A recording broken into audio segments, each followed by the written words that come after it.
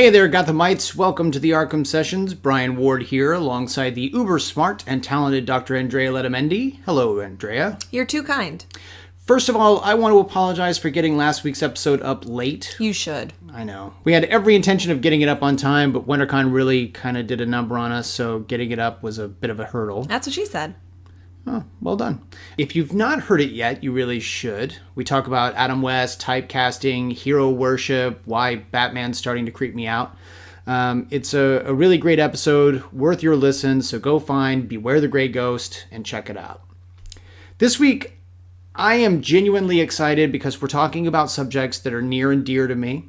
I've mentioned on the show before that I'm a bit of a magic nut. To be clear, I mean the art of prestidigitation, not the card game.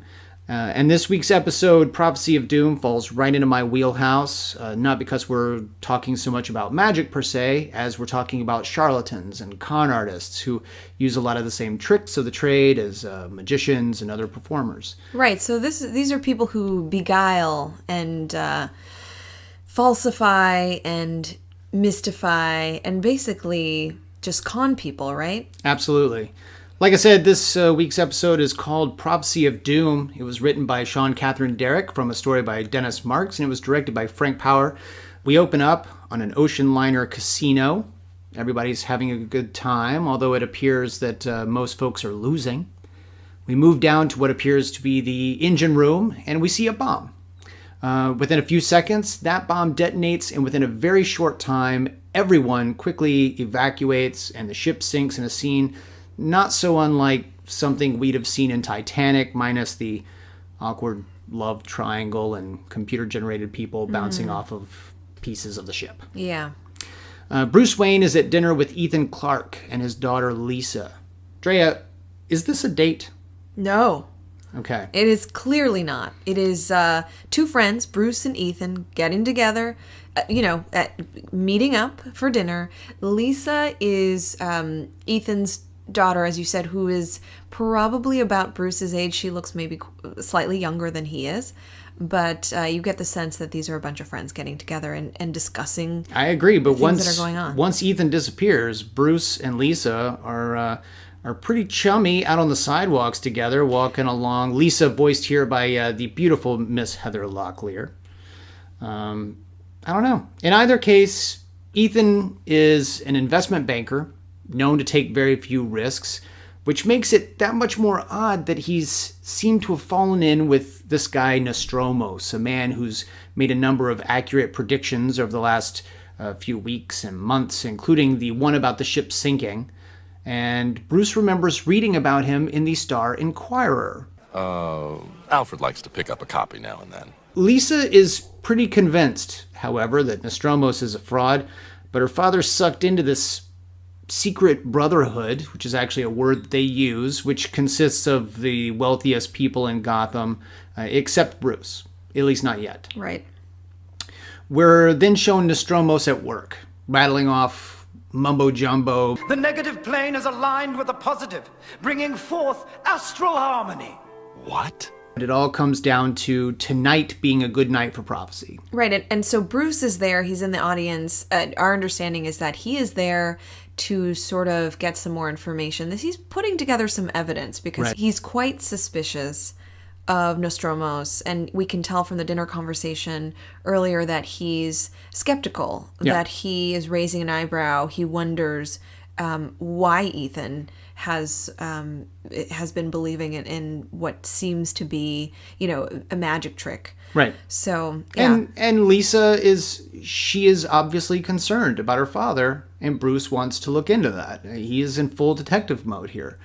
Nostromo says that the inner voice is telling him that someone's in grave danger, and that someone, of course, naturally, is Bruce Wayne. Bruce, not so much buying it. He goes to the Batcave and finds that Nostromos is none other than failed actor / petty larcenist Carl Fowler, and his known associate is special effects guru Lucas. Lucas. Just Lucas. Bruce steps inside his building's elevator, which we see is sabotaged to kill him. But Bruce, being Batman and all, he escapes and chases the culprit down, fighting him. But that masked man, who we see as Lucas, gets away. Now, where did Bruce keep the suit and the grapple hook and the belt? It's all under the... He got into that elevator all by himself just a suit. I'm less concerned about where he kept those, and I'm more concerned about where he left his clothes behind. Oh, good point. It is, I guess, it is a Wayne owned building. So maybe every elevator has a secret compartment with a bat suit in it, just in case. Well, now remember, the security guard said that his personal elevator had been going through some maintenance, so he may keep an extra suit in just his personal elevator. Yeah, it's possible. Nostromos is ticked, though, that Wayne wasn't killed. Can't you see how his death would have affected the Brotherhood? How vulnerable they would have felt. We could have finally hit them for all they're worth. Peace to all. He receives a call from Ethan Clarke and learns that a miracle has happened. Bruce has seen the light. Bruce comes to the next meeting of the Brotherhood and becomes its next member. And by the way, in this scene where Bruce is telling Nostromos that he's now on board, Bruce is a horrible actor. It wasn't until that moment, when I came so close to death, that I realized you really did have a divine connection. Regardless, becoming this new member upsets Lisa. Not Bruce! She's kind of over the whole thing, and seeing Bruce sucked in upsets her quite a bit. But it's after this meeting, when speaking with Ethan, that Bruce hears of the Great Fall. This prediction Nostromos is given regarding the economic collapse of the world, and the Brotherhood has been stashing away hundreds of millions of dollars as a financial cushion that's meant to not only protect themselves, but also rebuild the economy. So now we see sort of what Nostromos is up to. The Great Fall is at hand. Lisa spies on the meeting and sees all kinds of things from the control room, sort of how the way things work, the projections on the wall, and Nostromos supposedly floating. And she's found and kidnapped by Lucas. And it's at this meeting that we learn that in order to keep up appearances, of course, Bruce Wayne is donating $10 million to the cause. And to think I was fretting over the electric bill. Ethan Clarke is called to visit Nostromos at the Brotherhood's lair, which appears to be Gotham's observatory. I'm not entirely sure why that's not open to the public, but he's got a throne room and, all of that. Ethan is told that the funds are in jeopardy. The Great Fall is imminent, and Ethan has to sign over the funds to Nostromos. And he's not so sure about this right away. So Nostromos goes to his ace in the hole, of course, which happens to be his daughter Lisa, strapped to the giant recreation of Mars in the automated solar system up above their heads. Lisa! Batman steps in, and the remainder of the episode is basically an elaborate fight, albeit a cool one, within the solar system, and Batman saving Lisa at the last minute before she's cut to pieces by the rings of Saturn, etc. And ultimately, Batman catches Nostromos, or Carl Fowler, and Lucas, and they're prosecuted by the DA, who predicts a life sentence. So that's that. Pretty cut and dry. For starters, Drea, we're clearly dealing with a con man here. Bruce? Yes, Bruce. Two-part question here. Let's talk about the psychology of both the con artist and their victims. What does it take to be someone who is so confident and so charming and so alluring as to get money from victims? And on the flip side, what does it take to be the type of person who is going to give that person money? Well, first, a con artist is short for confidence artist. Correct. So a confidence artist is someone who will exploit the characteristics of the human psyche. Right. Things like dishonesty, vanity, compassion, irresponsibility, greed, feeling grief, feeling vulnerable. Okay. It's not so much that people lack information or that they lack intelligence when they're sort of falling for these tricks. or these cons. They're simply susceptible because of their emotional state, their mood state, or simply the characteristics of the con artist, such as having authority, having characteristics that are very likable, empathizing, trying to connect with the person, and of course, having a reputation, being socially well known, or having a high profile. Nostromos fits all of these characteristics to some level. Right. I'll get into some of those details more, but first let's talk about what a scam really is. Oh, okay. A scam has two main stages. Okay. 1, a scammer provides false information and urges a potential victim to act upon it. And 2, the victim acts on the false information and transfers some benefits to the scammer. Okay. A recent survey by the Federal Trade Commission found that nearly 26 million Americans had been victims of fraud. Wow. And what's interesting about that is that the people who are most susceptible to those scams were 1, risk takers. People who reacted to unsolicited requests, things like those emails you get from the internets. Right. The Nigerian prince. Yes, people actually fall for that. 2, people who are grieving, people who had recently experienced some kind of injury, a divorce, a death in the family, a loss of a job. And 3, debtors, people who are desperate to escape their financial troubles. Right. So you can see how all these 3 categories are people who are vulnerable to, to being conned. So people who need either some sort of easy money, or people who need some sort of emotional comfort. Exactly.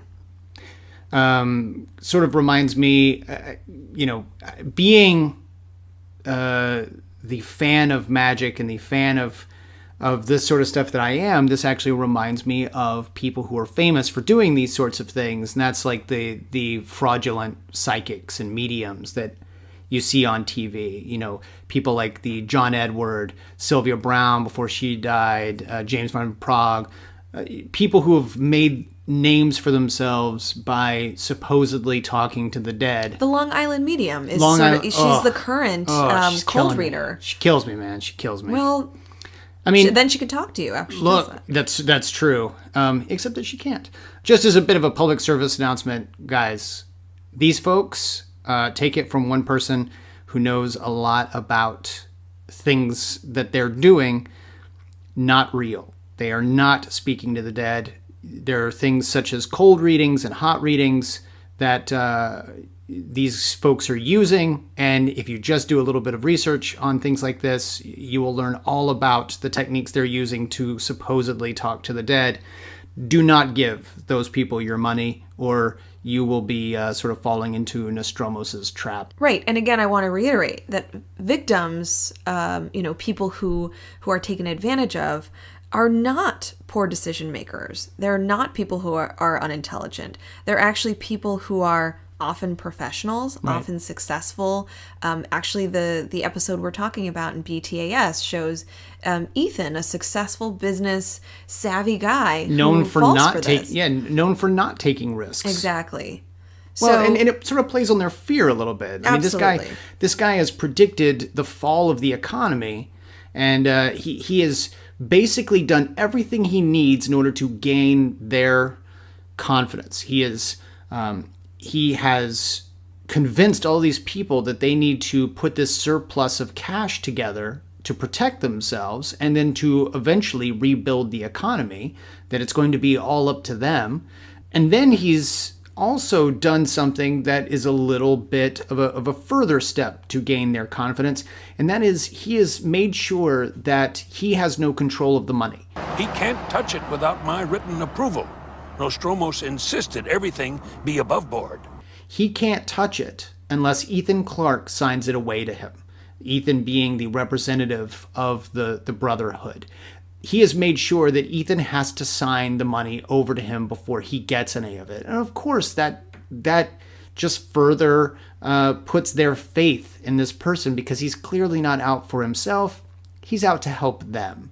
And it's just one of those sort of brilliant steps by a con artist to make you believe that this person is doing this for you. Right. The other thing I like about this episode is that you have Ethan and Lisa kind of reacting to Nostromos in different ways.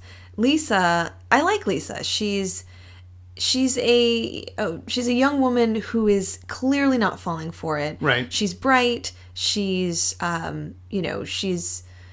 she scrutinizes Nostromos's methods, and she has conviction that he is basically a con artist who's trying to steal money from her father. Right. Meanwhile, her father, as we mentioned, he's essentially taken advantage of. But research actually shows that people who are older, specifically older than the age of 60, are more susceptible to cons. Why is that? Well, a recent study done at UCLA showed that it actually has to do with parts of the brain. Older people are especially vulnerable to becoming victims of fraud because of a particular region of the brain that influences the ability to discern who is honest and who is trying to deceive us.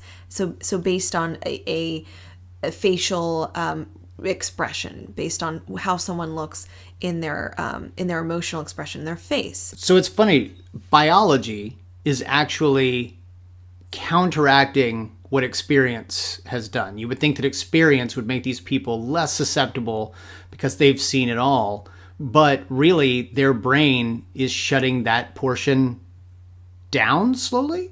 Right. So what the study found is that older people fail to interpret an untrustworthy face as potentially dishonest.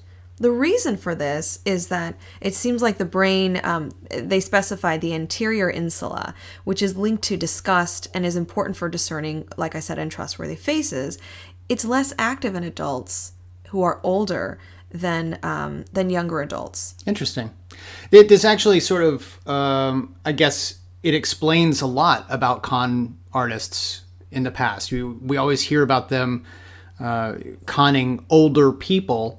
This story actually reminds me a little bit of televangelists, where you've got this religious leader, whether it's a pastor or a minister, who's going on air and asking you for money in order to save this or to save that. You look at Jim Bakker in the 80s, this televangelist who received incredible amounts of money that were totally spent on personal things. You know, he and, of course, Tammy Faye Bakker, a lot of people remember them. They were building a religious theme park, Heritage USA, and they were caught in a scam. Benny Hinn. I mean, Benny Hinn was probably one of the worst of them because he actually claimed to be able to perform miracles. He was bringing people on stage. He could heal people. And, you give him your money, even as recent as 2010, when you've got the Too Big to Fail movement, which was Edward Purvis. He ended up with 43 counts of fraud because he was basically telling older people that they would be helping fund overseas religious work. And meanwhile, he's walking away with these millions of dollars. Nostromos reminds me of these sorts of people preying on the older, wealthier, and in some cases not wealthier, but the people who are desperate. Totally.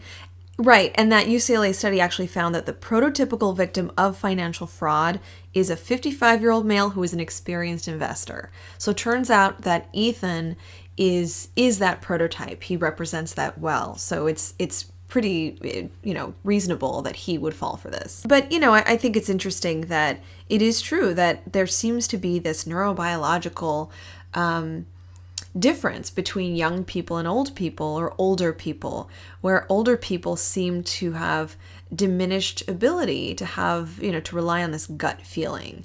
And the researchers actually have sort of explained that part of the brain that's responsible for discerning honest and versus dishonest faces is kind of a gut feeling type of mechanism.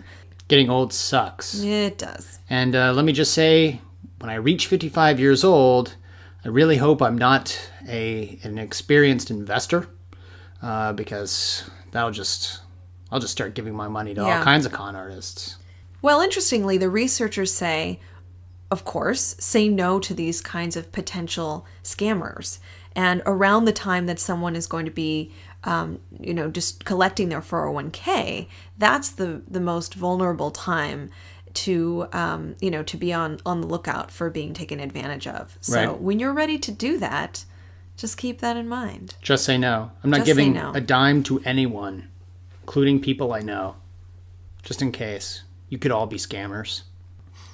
So something that you said a minute ago actually makes me wonder, the fact that a psychologist can read people and the fact that a con artist can read people must sort of suggest that whether they are aware of it or not, a con artist must know quite a bit about psychology and what it takes to make a person tick and what's going on in the mind. Talk a little bit about the con artist's use of psychology. You're absolutely right. There's a psychologist, Dr. Jeremy Dean, who's written about this on his blog. It's called Psyblog, and he's talked about the couple of experts that have consulted with that TV show, The Real Hustle. Oh yeah. It's The BBC. Yeah.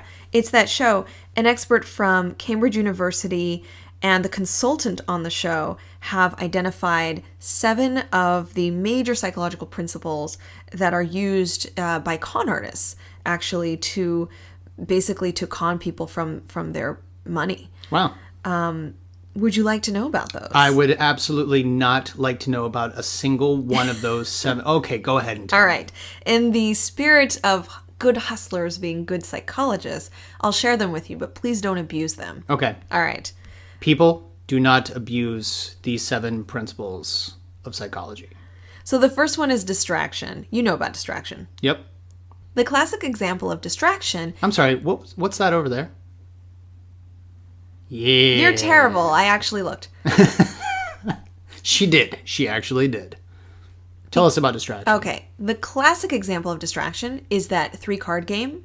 Oh, 3-card money. Exactly. Sometimes it's called Find the Lady. Yep, fine a lady. Yep, looking for the queen. So I don't know too much about the game. It's some kind of rigged game where a person, the magician or con artist is presenting 3 cards and you're supposed to pick the one that the queen or the... Yeah, typically you're looking for, there are 3 cards. One of them oftentimes is like the Queen of Hearts or Queen of Diamonds. You're looking for the lady. So Right. you go through and it's basically a shell game. You're trying to keep track of which one is the queen or the ace or whatever. Some magicians and some folks on the street will actually let you choose the card, Right. in order to make you feel like you have some control. But of course, it's all sleight of hand. By the time you're picking the card, your card's not even on the table.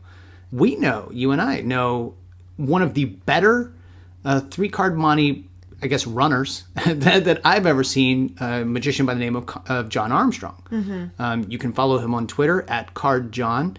He is a fantastic card magician. One hands of the down. best close-up magicians I have ever seen in my life. I'm fortunate to call him a friend.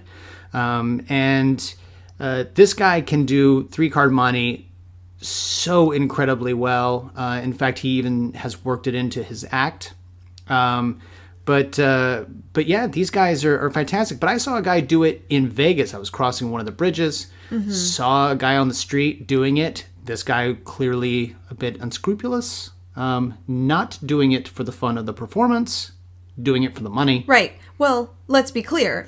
Our buddy John is a magician. He will let you know. He's not a con artist. He's Right. not a con artist. He doesn't take your money. He actually has worked it into his act, and he makes it clear from the beginning, I'm better than you are at this, and I will screw you out of your money. So, there's a difference between someone who does it for performance and a person who does it on a bridge For gain. in Yeah. Las Vegas. Never put money down on this, folks. Well, the one thing, that people may not realize is it's always a setup, as you said. So distraction comes into play in many ways here. There may be a person, an onlooker who's actually in on it and distracts with, banter, laughter, anything to get the eyes off of the cards for even just a moment Right. and onto something else. It is the classic example of distraction. And by the way, let me just say, if you are really good at this, you don't need the second person. That's amateur hour. Right. The idea is that the person you are conning doesn't notice what they don't notice, Right. right? So the psychology here is that the mind is designed to fill in the gaps for us. And so when they don't see that sleight of hand or that part of the trick, they just assume that it continues to be in the spot that they thought it was. So distraction is one of the principles of conning. The second principle is social compliance. We know that humans are especially willing to do things when an authority figure tells them to do something. Okay. There's actually a study, I'm sure you've heard of it. It's the Milgram obedience experiment done at Yale University. That's the one with where he split the two teams up. One was like the authority and one was the people. Mm-hmm. Milgram was a psychologist and researcher who actually wanted to ask the question, could it be that Adolf Eichmann and his million accomplices in the Holocaust were just following orders? Could we call them all accomplices? It's actually interesting that you bring that up. I mean, in terms of can you actually call them accomplices for following orders? Adolf Eichmann was, of course, the man who is sort of principally known as the person who created the final solution. He's the mastermind, the architect behind enslaving Jewish people, taking them to camps, and actually killing them. All the atrocities of the Holocaust. All of that. Right. He was actually put on trial, and he was hanged for doing this. Could you say that those people that he then told to round up and enslave and ultimately kill were accomplices to his crimes? The response, of course, everyone remembers this, was, I was just following orders. I was just following orders, yeah. Yeah. So this is probably one of the most well-known psychology research experiments, in our history. For folks that are not familiar with it, the setup is like this. There's a newspaper ad that says that you can get paid a few bucks to be involved in this experiment. Ultimately, 40 men responded to this ad, and they were introduced to this intimidating shock generator. So imagine that you see, a series of switches, and in the beginning you'll see something like slight shock, and it gets increasingly worse. So slight shock, medium shock, and at the very end it says danger, severe shock. And then the final two switches were simply labeled with XXX. Okay. So you get hardcore porn at the end. No, X, I mean, that means like there's no turning back from this, right? Like okay. death. Gotcha. Yeah, there's also that. Yeah. Each participant, I think they randomly pulled a label from a hat. It actually wasn't random, but they were told there will be a teacher and a student. And the two participants chose the piece of paper randomly, and of course, everybody got teacher. Okay. The student is a Confederate, is someone who is part of the experiment. Okay. So everybody gets teacher, and as part of the experiment, the participant would go through a series of quote unquote teaching the student something. So inevitably, the student would get it wrong, and so the teacher would be told by this authority figure, a person in a white lab coat, an older gentleman, an expert in the field, telling them you must increasingly hit that switch your comrade, as your colleague in the other room is getting shocked. So you don't see the other person. You are you're in separate rooms. Once the 300 volt level had been reached, the learner / the person in on it starts banging on the wall and demands to be released. So of course, most of us would say, should I stop? Is it okay to stop? And when that comes into question, the experimenter will say, please continue. If asked again, the experimenter will say, the experiment requires that you continue. Now, at some point, you hear screaming in the other room as you're increasingly, hitting, those switches. Right? And at some point, the learner is completely silent and you hear nothing. Of course, if you turn to the experimenter or ask if you can stop, you're told it is absolutely essential that you continue. If you ask again, you're told you have no other choice. You must go on. Okay. Now, how many do you think? There were 40 participants in this initial study. How many do you think actually flipped that switch all the way to that last XXX shock? 40. Wow, you really are not thinking of humanity in a positive light, are you? I'm just like Batman. I don't think of them positively. Well, 26, it's still quite astounding. 26 delivered the maximum shocks, and 14 stopped before reaching the highest levels. And the researchers point out that the subjects were all extremely agitated, in distress, angry at the experimenter. They weren't simply, flipping those switches with gusto. They were clearly doing something that they felt was against their moral judgment. Okay, but they still did it. They did. So what you're saying is it is possible that the Nazi guards at Auschwitz didn't like what they were doing, but were doing it because an authority figure was telling them to do it. Right. And remember, the comments or the directives were, you must continue, you must go on, you can't stop. No one was told, if you walk away, you'll be harmed, or if you stop now, you will be punished. Clearly, I would assume that with Nazi Germany, there were potentially incredible consequences if you didn't obey authority. You could be shot. You could be... Exactly. So the study was groundbreaking because it found that simply a person of authority instructing somebody to harm someone else was potentially could potentially occur with any kind of person. These people were not selected because they had any kind of antisocial personality characteristics. Right. They were chosen randomly. So now remember, nobody was actually shocked. There was no shock machine that didn't exist. This was all, part of the experiment to see what humans are capable of. And Milgram put it best. He said, ordinary people simply doing their jobs and without any particular hostility on their part can become agents in a terrible, destructive process. Okay. This has to do with hustling because what Milgram found is true to this day. Relatively few people have the resources needed to resist authority. Okay. If someone of authority, asks you to do something and you truly believe that they have command over you, that they have some information that you don't, and you may be in this power dynamic, you are more likely to follow their order. Hustlers know about this. They know about this and happily exploit our deference to authority figures. People hand over credit cards, car keys, passwords on the internet, things that you normally are told do not do this. And they readily do so if they see, a company jacket, if they see a website that looks official, if they see, somebody that fits that particular role of authority. So it's something that we should be careful of. Right.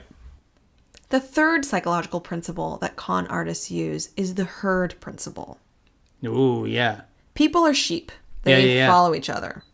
And a classic study on conformity was actually done back in the 50s by Solomon Asch. This is another one of those really popular, well-known psychology studies having to do with conformity. And in this particular experiment, people were brought in and asked to take a vision test. So they would look at lines on a screen and of course, they are the only ones who are taking the so-called vision test. The other two people in the room are Confederates. They're all in on it. Okay. So what happens is that the two other people in the experiment, they're actually looking at a series of lines, and they're asked, I think they're asked which one is the longest or which one is the shortest. And the two other folks agree on one that clearly isn't the longest or isn't the shortest.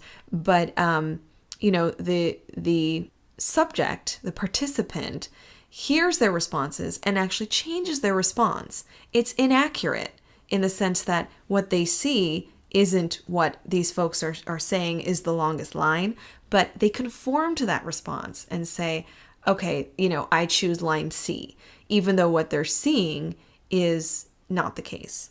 So why do you think people would just lie and say that, oh, okay, I'll go with the answer that those two other people before me said? It's like we were saying with Two-Face Part 1, and hypnosis with Harvey, you don't necessarily want to be the person who didn't see it. Exactly. People don't want to face ridicule. They don't want to be wrong. And some of them actually believed, well, those other two folks may be smarter than me, so I'm just going to go with what they said.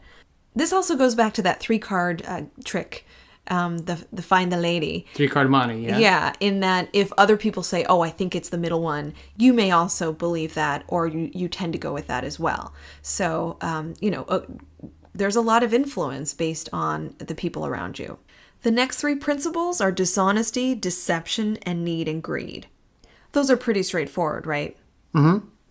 There are various ways, as you mentioned, that con artists can make a person see what they want to see, or play out their vulnerability if they're grieving, if they're in debt, those kinds of things. So that's what need and greed get to.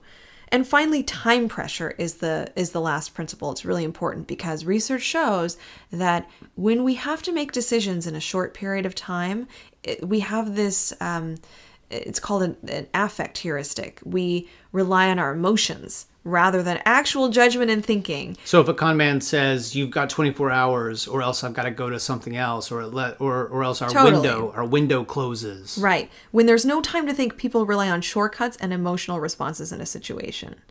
Of course, The Real Hustle is a fictional TV show, but again, this information was actually published in a paper by Cambridge University. So if folks want to learn more about the cons that were investigated, they can look up this article by Stajano and Wilson from 2009, and the journal is the Technical Report.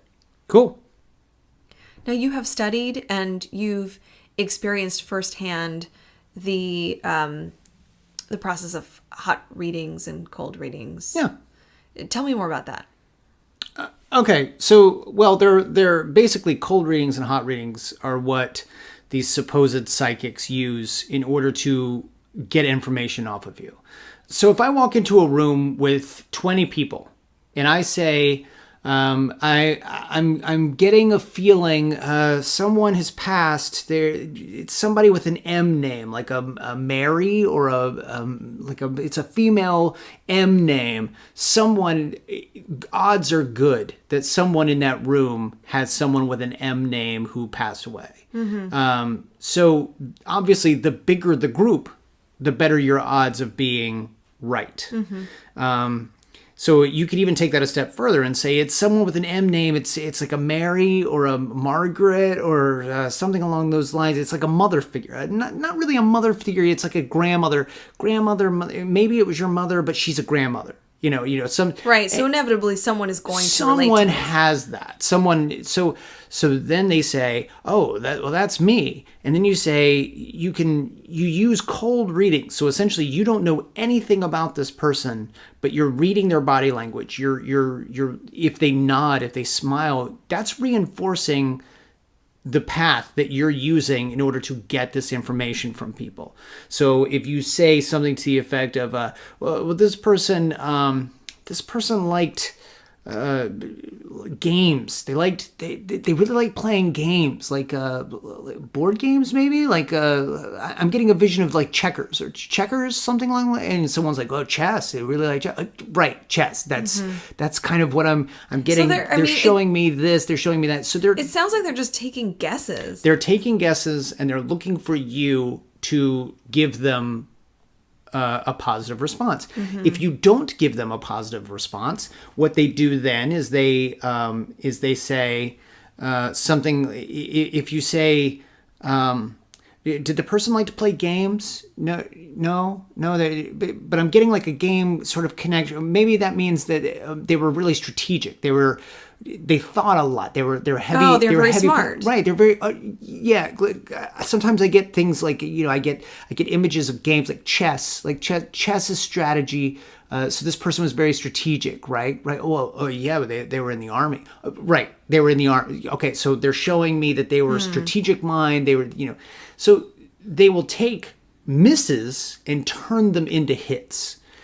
Now, if you're doing a hot reading, that would be like if I came in, and trust me, all of the contemporary, the John Edwards, Sylvia Browne, before she died. Long Island medium. Long Island medium. These people have a tendency to do what's also called a hot reading.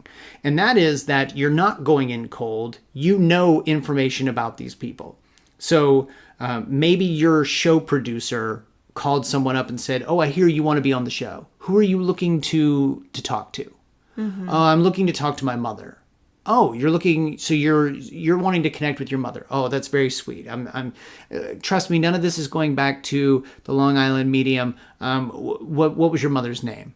"Oh, my mother's name was Mary. She loved playing chess. She, oh, it was her favorite thing in the world. Oh, this is good information to have. Thank you very much." And then they will feed this information to the Long Island medium or to John Edward or to whomever. Or they'll go so far as if there's a live show or taping of some sort, they'll have microphones in the green rooms and in lines and things like that. Yes, absolutely. What they'll do is you will be in a room and you think you are just talking with your buddy or your husband or your wife next to you, but really there are mics in the area that are picking up what you're saying. And if you tell your husband or your wife, "Well, I'm really hoping my mother comes through. Oh, she used to have this toy that she would put by my bedside," or whatever, those people will then pick up on that. And they will say, "John Edward, go to the person in the third row, second seat. That person is looking to go for their mother. They're looking for a toy that they used to put next to the bedroom." One of the most famous cases of something along these lines, they still do it today, but one of the most famous cases was this evangelist by the name of Peter Popoff. And Peter Popoff his wife used to be in a control room and they used to do interviews of people. And then she would tell Peter up on stage through... Oh, like a bug in the ear. Through a bug in the ear, such and such back corner looking to talk to their mother. Or this person has this affliction. This person has polio, wants to whatever. And then he would as if mystically, I'm getting a sense of Jimmy. Young Jimmy, you've got polio. Let me... come up here. Let's, and then he would, do these things. One of the most famous debunkers, in fact, he's a great hero of mine, James Randi, the amazing Randi, who has spent a great deal of his life debunking these people because he was a magician. Debunking their abilities. Debunking their abilities. He is a magician. He's a performer, and a fantastic performer. But he doesn't like anyone who tries to take advantage. So he actually started up the James Randi Educational Foundation, and they have had for decades now an offer on the table.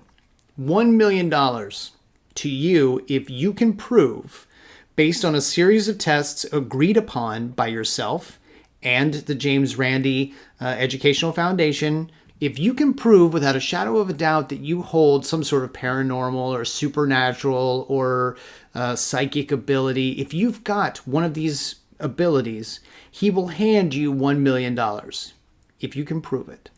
To this day, no one has been able to claim the $1 million. And people used to go to James Van Praagh. They still go to John Edward, Sylvia Browne before she died. They would go into places like Larry King, or they would go to some other talk show. And then inevitably, these people would say, "So why haven't you accepted the $1 million challenge?" Right. They always deflect. They always say, "Well, I don't need the money." Or this is my gift. I don't want to take money for something I don't need to prove myself. I'm not always right. I'm not always, I don't need to prove myself to people who are skeptics. If you're skeptics, you're going to be skeptics. I really can't do anything about that. And then also, John Edward is actually one of my favorites because he actually went on to a show, I believe it was Larry King. He was on Larry King Live, and Larry King asked him, "Are you ever going to take James Randi up on his $1 million challenge?" And John's only response was, "Why would I ever accept a challenge from someone with an adjective as a first name?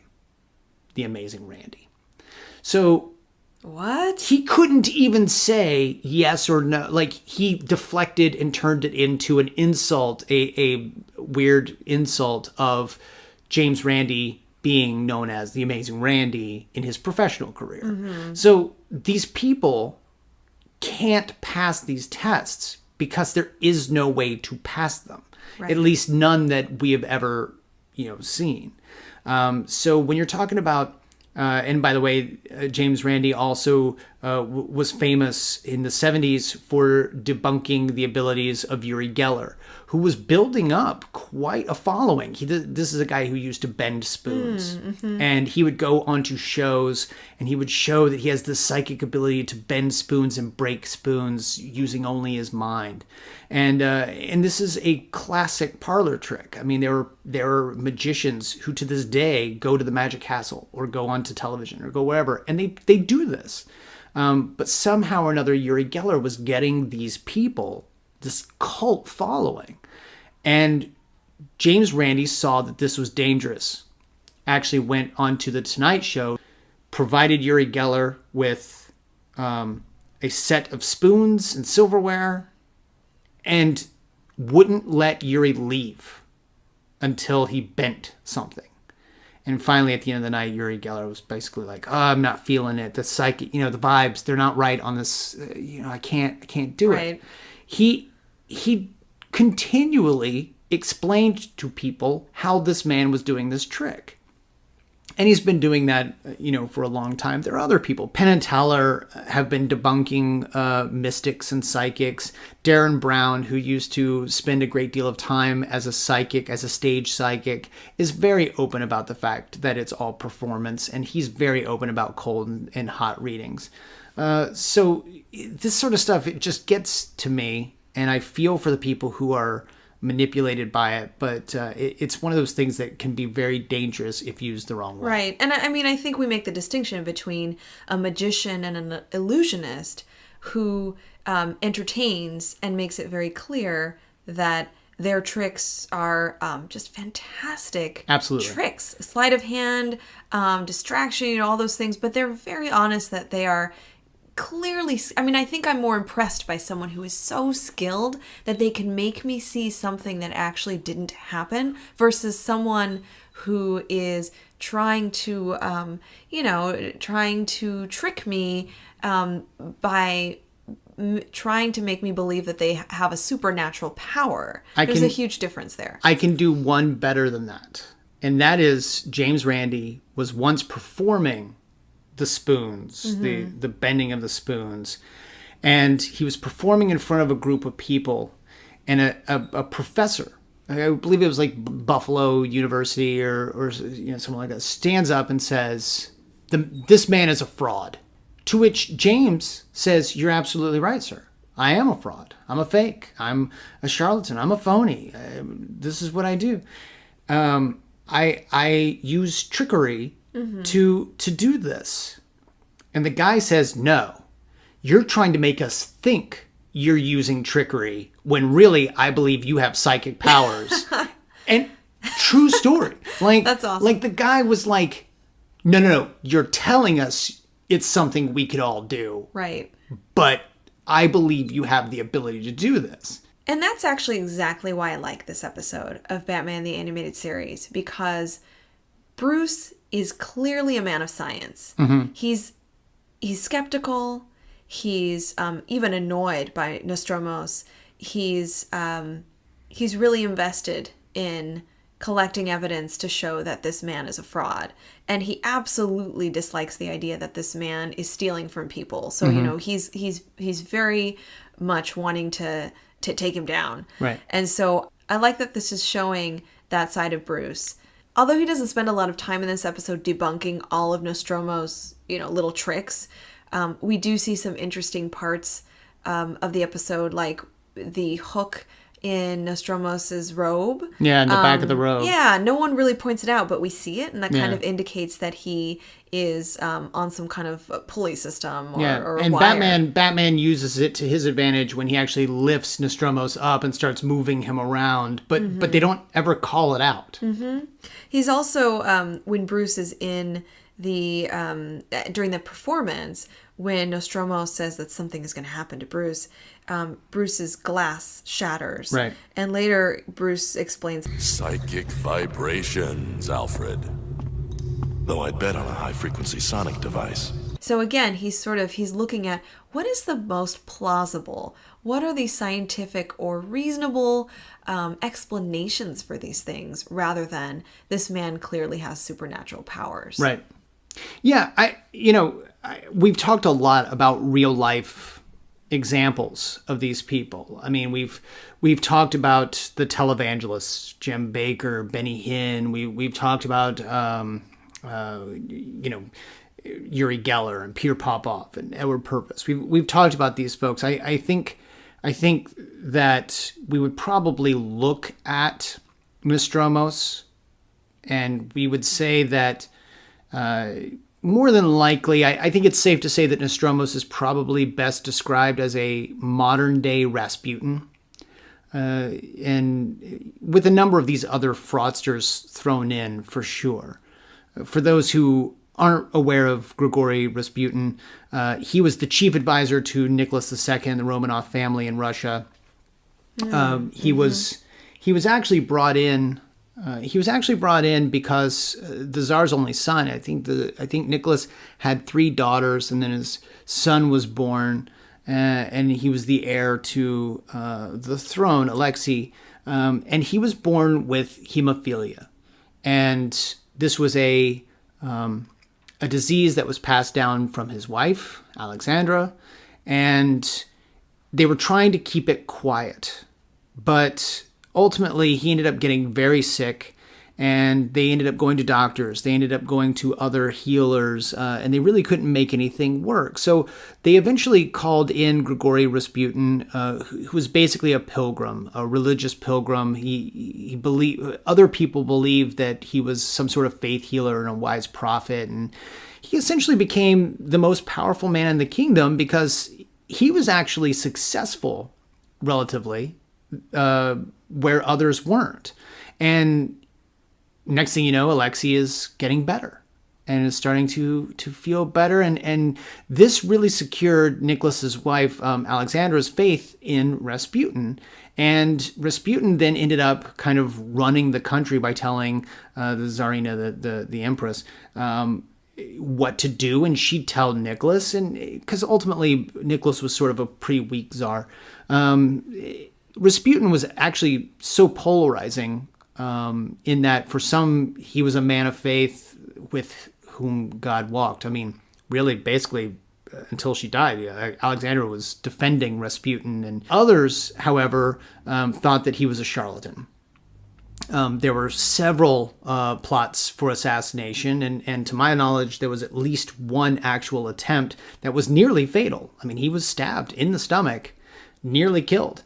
And eventually he was murdered.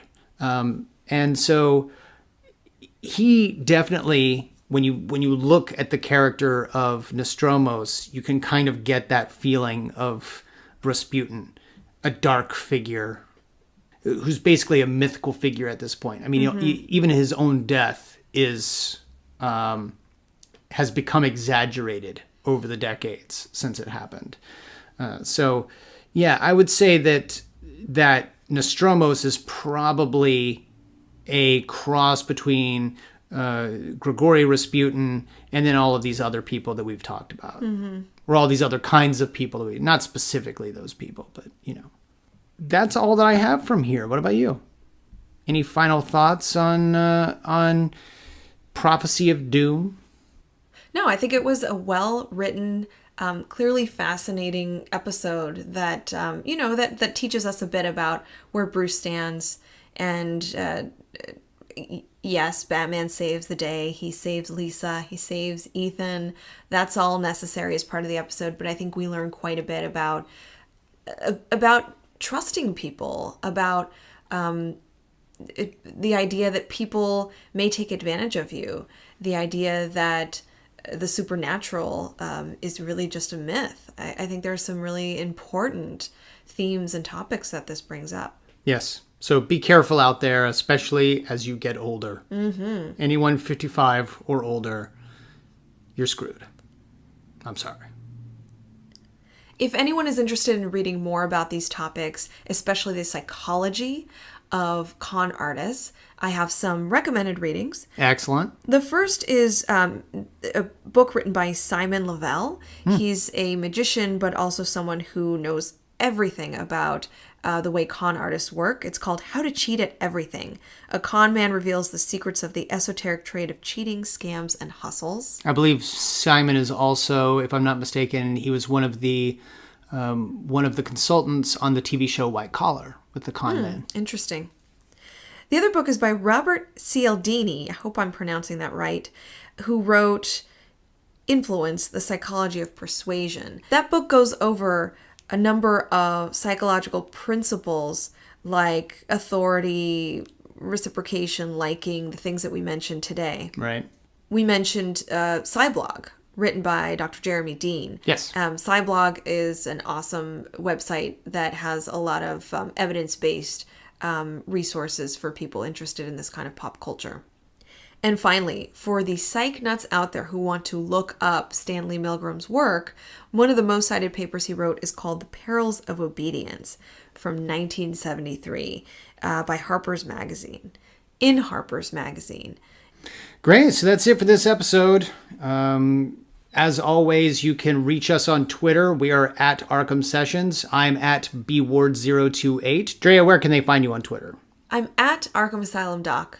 You can also email us. We are arkhamsessions@gmail.com. You can also visit Drea's website, underthemaskonline.com, and email her from there. And that's about it. Join us next week. It's going to be an exciting episode. Feet of Clay. I know. We get to deal with excited. Clayface. Yay! Very excited about that. So join us next Tuesday. Till then, I'm Brian Ward. I'm Dr. Andrea Letamendi. And we are The ARKHAM Sessions.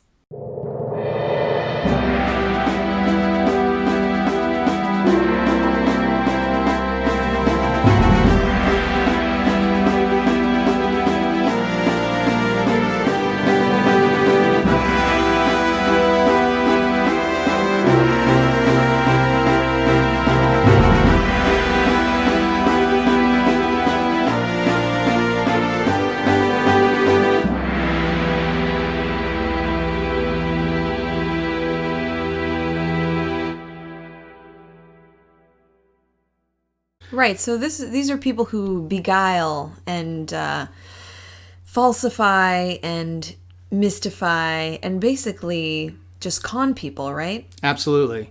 Like I said, this week's episode is called Prophecy of Doom. It was written by Sean Catherine Derrick from a story by Dennis Marks, and it was directed by Frank Power. We open up on an ocean liner casino. Everybody's having a good time, although it appears that most folks are losing. We move down to what appears to be the engine room, and we see a bomb. Within a few seconds, that bomb detonates, and within a very short time, everyone quickly evacuates, and the ship sinks in a scene not so unlike something we'd have seen in Titanic, minus the awkward love triangle and computer-generated people bouncing off of pieces of the ship. Yeah. Bruce Wayne is at dinner with Ethan Clarke and his daughter Lisa. Drea, is this a date? No. Okay. It is clearly not. It is two friends, Bruce and Ethan, getting together, meeting up for dinner. Lisa is Ethan's daughter, as you said, who is probably about Bruce's age. She looks maybe slightly younger than he is. But you get the sense that these are a bunch of friends getting together and discussing I agree, but things that are going on. Once Ethan disappears, Bruce and Lisa are pretty chummy out on the sidewalks together, walking along. Lisa, voiced here by the beautiful Miss Heather Locklear. I don't know. In either case, Ethan...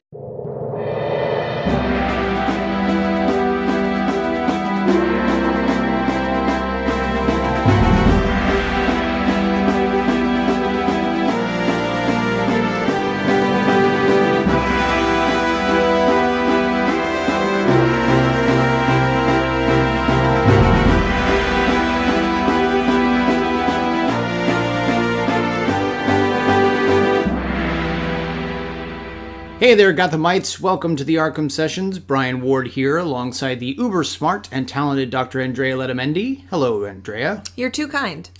First of all, I want to apologize for getting last week's episode up late. You should. I know. We had every intention of getting it up on time, but WinterCon really kind of did a number on us, so getting it up was a bit of a hurdle. That's what she said. Oh, well done.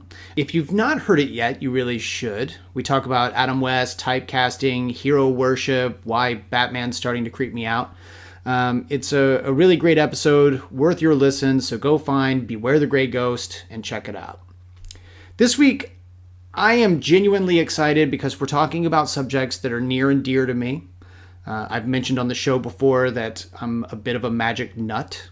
To be clear, I mean the art of prestidigitation, not the card game. And this week's episode, Prophecy of Doom, falls right into my wheelhouse, not because we're talking so much about magic per se, as we're talking about charlatans and con artists who use a lot of the same tricks of the trade as magicians and other performers. Receives a call from Ethan Clark and learns that a miracle has happened. Bruce has seen the light. Bruce comes to the next meeting of the Brotherhood and becomes its next member. And by the way, in this scene where Bruce is telling Nostromos that he's now on board, Bruce is a horrible actor. It wasn't until that moment when I came so close to death that I realized you really did have a divine connection. Regardless, becoming this new member upsets Lisa. Not Bruce! She's kind of over the whole thing, and seeing Bruce sucked in upsets her quite a bit. But it's after this meeting, when speaking with Ethan, that Bruce hears of the Great Fall. This prediction Nostromos is given regarding the economic collapse of the world, and the Brotherhood has been stashing away hundreds of millions of dollars as a financial cushion that's meant to not only protect themselves, but also rebuild the economy. So now we see sort of what Nostromos is up to. The Great Fall is at hand. Lisa spies on the meeting and sees all kinds of things from the control room, sort of how the way things work, the projections on the wall, and Nostromos supposedly floating. And she's found and kidnapped by Lucas. And it's at this meeting that we learn that in order to keep up appearances, of course, Bruce Wayne is donating $10 million to the cause. And to think I was fretting over the electric bill. Ethan Clark is called to visit Nostromos telling him that someone's in grave danger, and that someone, of course, naturally, is Bruce Wayne. Bruce, not so much buying it. He goes to the Batcave and finds that Nostromos is none other than failed actor / petty larcenist Carl Fowler, and his known associate is special effects guru Lucas. Lucas. Just Lucas. Bruce steps inside his building's elevator, which we see as sabotage to kill him. But Bruce, being Batman and all, he escapes and chases the culprit down, fighting him. But that masked man, who we see as Lucas, gets away. Now, where did Bruce keep the suit and the grapple hook and the belt? It's all under the... He got into that elevator all by himself. Just a suit. I'm less concerned about where he kept those, and I'm more concerned about where he left his clothes behind. Oh, good point.